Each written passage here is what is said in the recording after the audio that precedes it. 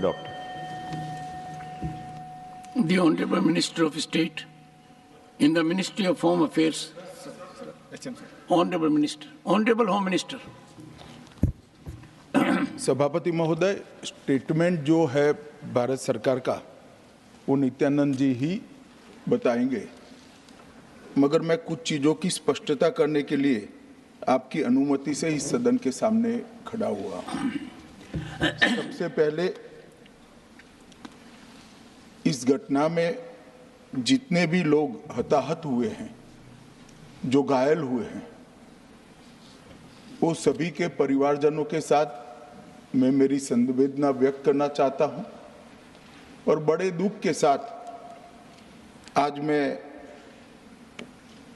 उनके प्रति अपार संवेदना के साथ इस सदन में खड़ा हुआ हूं। जैसा मैंने पहले कहा कि सरकार की ओर से जवाब श्री नित्यानंद राय ही देने वाले हैं। जब यहाँ पर 1 घंटे की चर्चा आपने अनुमोदित की, तब मुझे था कि आज का दिन शायद राजनीति से परे रहेगा, इस पर राजनीतिक टीका टिप्पणियां नहीं होगी। खैर, उद्देश्य से या जानकारी के अभाव से कुछ टिप्पणियां भी हुई और कुछ सदन को पूरा देश देखता है, इसलिए देश के सामने कोई गलतफहमी न हो जाए, इसलिए मैं स्पष्टता करने के लिए खड़ा हुआ। दोषारोपण हुआ या जानकारी के अभाव में मुझे मालूम नहीं है, मगर मुझे स्पष्टता करनी है माननीय महोदय, आपके माध्यम से सदन से और सदन के माध्यम से पूरे देश को। Early warning early warning early warning early warning बोलते ही गए। अंग्रेजी में जितने भी गंभीर प्रकार के शब्द है अपने भाषण में डालकर इसको बताया गया। मैं सदन के सामने स्पष्टता करना चाहता हूं, 23 जुलाई को केरल सरकार को अर्ली वार्निंग भारत सरकार की ओर से दी गई थी। 23 जुलाई को 7 दिन पहले, फिर 24 को गई, फिर 25 को गई, 26 तारीख को मान्यवर ये कहा गया कि 20 सेंटीमीटर से ज्यादा वर्षा होगी, भारी वर्षा होगी, लैंडस्लाइड होने की संभावना है, मड भी रस होकर आ सकता है और लोग इसके अंदर दबकर मर भी सकते हैं। मैं कुछ कहना नहीं चाहता था मान्यवर, मगर भारत सरकार की अर्ली वार्निंग सिस्टम पर सवाल किए गए, इसलिए मैं कहता हूं प्लीज लिसन अस, मत चिल्लाइए, प्लीज रीड इट। जो वार्निंग भेजा है उसको पढ़िए जरा। और इस देश में कई राज्य सरकारें ऐसी हैं जिन्होंने इस प्रकार की वार्निंग का उपयोग कर जीरो कैजुअलिटी डिजास्टर मैनेजमेंट किया है। मैं ओडिशा राज्य सरकार के लिए भी, उस वक्त हमारी नहीं थी, नवीन बाबू की थी, हमने 7 दिन पहले साइक्लोन का अलर्ट भेजा, सिर्फ 1 व्यक्ति मारा गया, वो भी गलती से मारा गया। गुजरात सरकार को हमने साइक्लोन का अलर्ट 3 दिन पहले भेजा, 1 पशु भी नहीं मरा साहब। मगर मैं बड़ी विनम्रता के साथ कहना चाहता हूं कि आप जो घिसे पिटे शब्द यहां लेकर आए हैं और डिमांड ही करते जा रहे हैं, अर्ली वार्निंग सिस्टम है।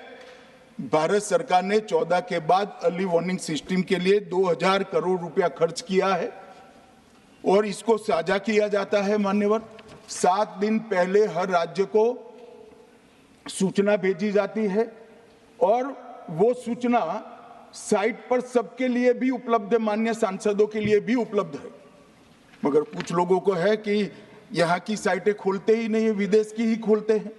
तो अब विदेश में तो इसकी अर्ली वार्निंग सिस्टम आएगी नहीं, हमारी साइट देखनी पड़ेगी मान्यवर। वर्षा, 1 मिनट आप सुनो भाई, मैंने ध्यान से आपको सुना है, सुनिए जरा। No, please. इस तरह से नहीं चलेगा, सदन है। I will not allow. The facts and figures and details are being imparted. Please, मान्यवर, Honorable Minister. मैं तो उस उद्देश्य से ही कहता हूं इसको सुनकर सभी राज्य अलर्ट हो, अर्ली में अलर्ट हो जाए। मेरा किसी को ताना लगाने का आशय नहीं है। वर्षा के लिए अर्ली वार्निंग सिस्टम है, हीट वेव के लिए है, तूफान के लिए है, चक्रवात के लिए है, यहां तक बिजली के लिए भी अर्ली वार्निंग सिस्टम है जो 10 मिनट पहले बिजली अक्षांश रेखांक के साथ कहां गिरेगी वो सीधा कलेक्टर को इन्फॉर्म करती, मगर इसका कोई जिक्र नहीं कर रहा है।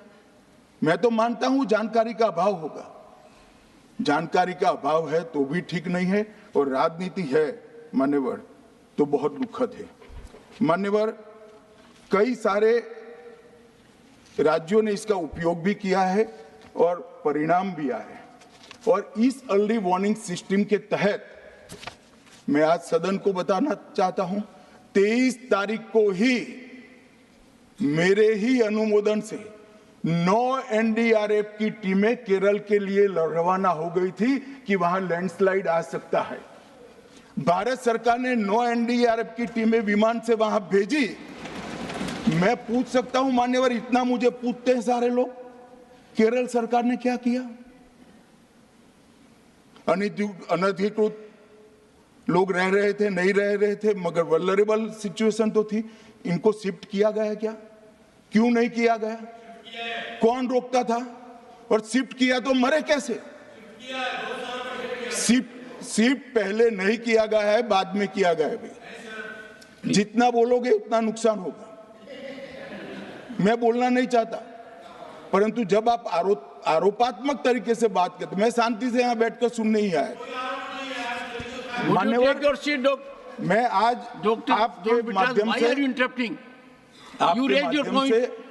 कहना चाहता हूं कि early warning system Narendra Modi ji 2014 में प्रधानमंत्री बने, 2016 से ये प्रोजेक्ट चालू हुआ और 23 तक दुनिया की सबसे आधुनिक अर्ली वार्निंग सिस्टम कहीं पर है तो भारत में। और इसका 7 दिन पहले इसका अनुमान देने वाले 4 ही देश है, उसमें से एक भारत है। मगर उसको पढ़ना पड़ता है, डिमांड करने से कुछ नहीं होता। मान्यवर, जो उन्होंने कहा कि भाई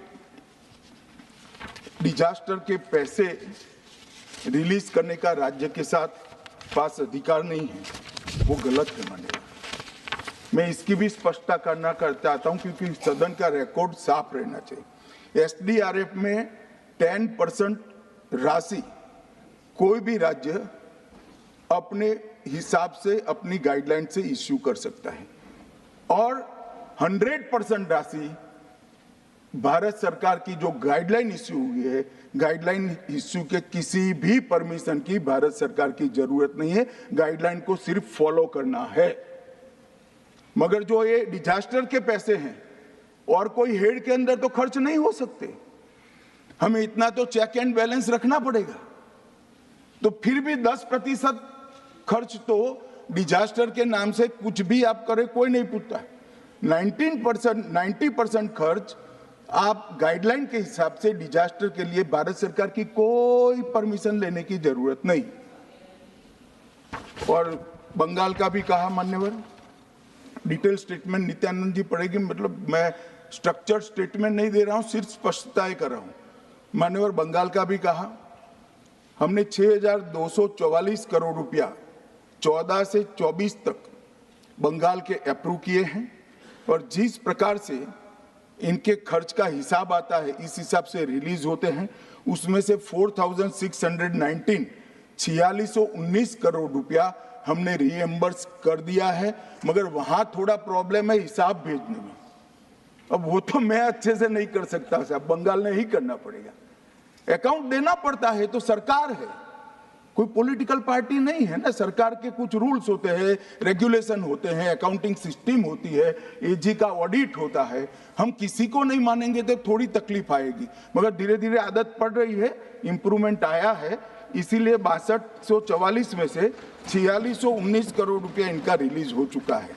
और मैं फिर से कहना चाहता हूं मान्यवर, अर्ली वार्निंग सिस्टम दी गई थी, इसीलिए 23 तारीख को हमने एनडीआरएफ की 9 बटालियन वहां पर, 9 बटालियन वहां पर हमने भेज दी थी और 3 कल रवाना करी है।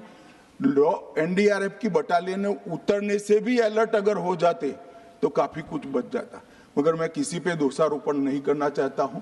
ये समय है केरल की सरकार के साथ खड़ा रहने का, केरल की जनता के साथ खड़ा रहने का और जो लोगों की हानि हुई है उनके साथ खड़ा रहने का मैं सदन को विश्वास दिलाना चाहता हूं। Irrespective of party politics, Narendra Modi सरकार केरल की जनता और केरल की सरकार दोनों के साथ चट्टान की तरह खड़ी रहेगी, किसी को संशय रखने की जरूरत नहीं।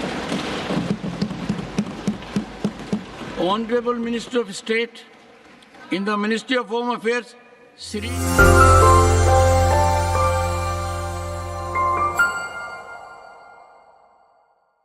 will have to be adopted.